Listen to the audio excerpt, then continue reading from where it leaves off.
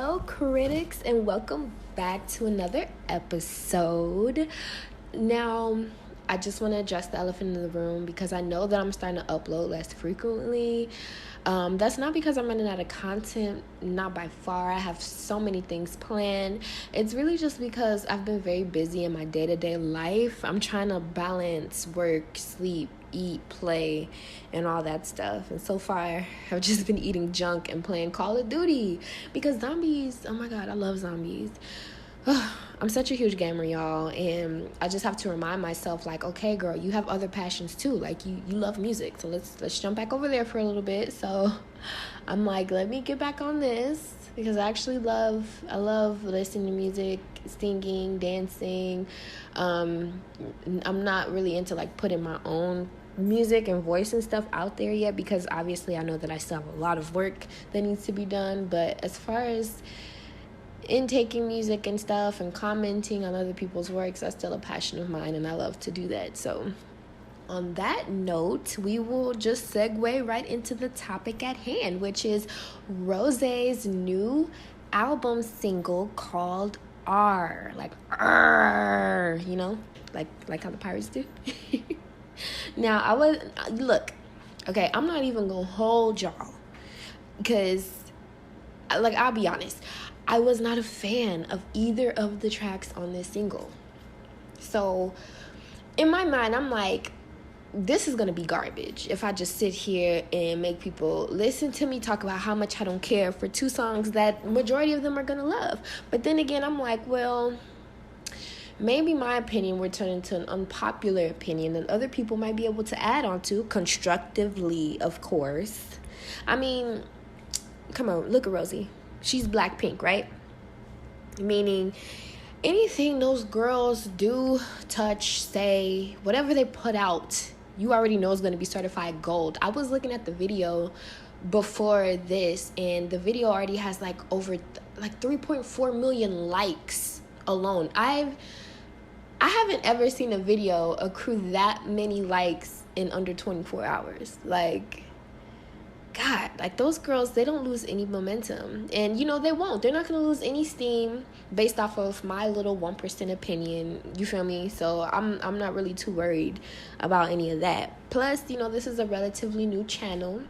So, you know, I could use the traffic that comes along from covering a massive group like this. Not gonna lie. So, you know, I changed my mind around. I'm like, no, I'm gonna just go ahead and do it. This will be a real quick little boom, boom, 1, 2 for y'all. But, you know, at least it'll be something to put out there. Because I was actually gonna do something else. But, you know, I looked on YouTube and I saw she had released her video.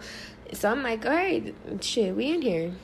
I also wanted to talk about these songs because I noticed a pattern of mine. I pretty much only cover songs that I actually like or feel compelled to talk about. So this is the first for me to talk about songs that I genuinely don't care for at all. So without further ado, let's jump into it. Now, you shouldn't need me to explain to you who Rosé of Blackpink is, but just in case there are some people listening that are new to the K-pop scene, I will do your homework for you while you chew your food. Don't worry. Relax. So, Rosé, however you want to say it, is the mononym for Roseanne Park or Park Jae-young, a New Zealand native-born woman she was born on February 11th, 1997. So Rose was raised in Australia by her parents. You know, even though she was born in New Zealand, they migrated over to Australia. You know, she was raised there. Only raised, okay? We said she was born in New Zealand, my bad. So she was raised in Australia. And then, you know, she began to audition for YG. And I remember seeing a interview of hers where she was kind of explaining like how she used to just sing a lot all around the house, and her parents would be like mildly annoyed and, you know, just like be like, oh my God, shut up, girl. But, you know, all that singing and belting out that she was doing as a child, got her essentially where she is today, because now she belongs to one of the hottest girl groups in the world. So I ain't mad at her. I'm glad that she didn't let anything stop her. Now, after she reached the top ranking spots in the auditions, YG signed Rose when she was only 15. That's when she went on to train for 4 years before she debuted in the 21.0 badass girl group, Blackpink, okay? I say 21.0 because they do remind me of 21. Like, they remind me of this era's 21. Because I grew up listening to 21. So this is like for Blackpink is like for the babies who are getting integrated into K-pop. And just in case y'all may or may not know, Blackpink may also be in your area. Now let me stop. So Rosé, she was always my favorite member. Well, let me not say always.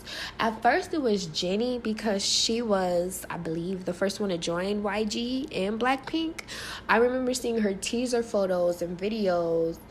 Were the first ones to be released back when YG started making this buzz around a new girl group that they were going to be coming out with. I think this was like in 2011, 2012, maybe 2013.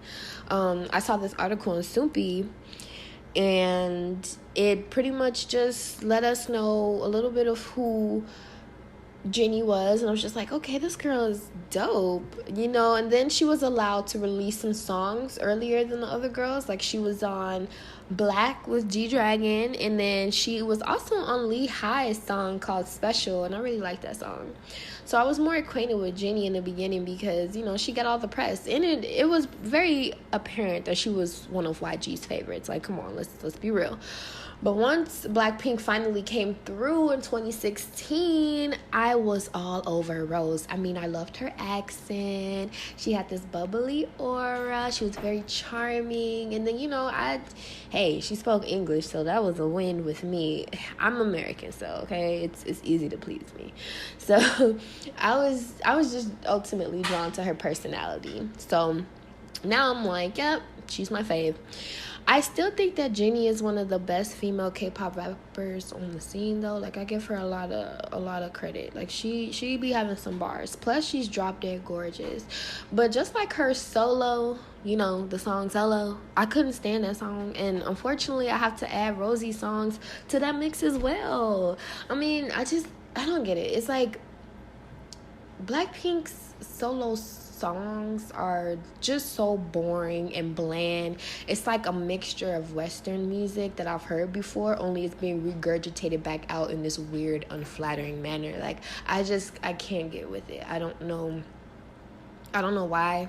I'm not here for their solo songs. When they come out as a group, I guess I can listen to those songs a lot more, but I don't know, it's something about Blackpink. Their sound is just, I guess it just takes a certain type of person to really be able to listen to all their songs consecutively all the time. I support them, but I'm not like a diehard, okay? So let's just talk about the title track so I can explain to y'all what I mean. So the title track of the single EP is called On the Ground.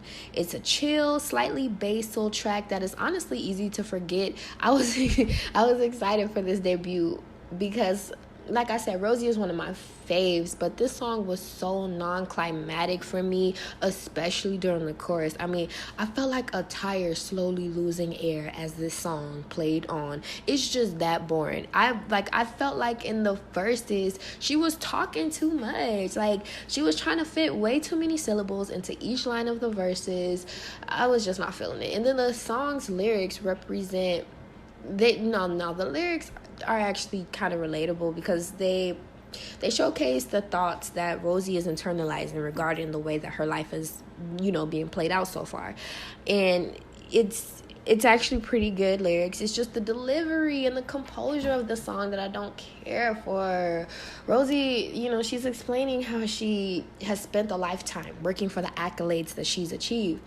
And, she's seemingly reflecting to herself on her actions, the relationships she has in her corner, and her life overall. And she's admitting that she has everything that she could ever want, I guess, The girl is doing good for herself. She made it. She keeps letting us know that, she got it. She got it. And she's actually like, I did like a quick Google search on her. She's worth like $8 million if I'm not mistaken. So yeah, if you'd like to continue the topic, please look at the links down below and it'll take you to the rest of the podcast. See you there.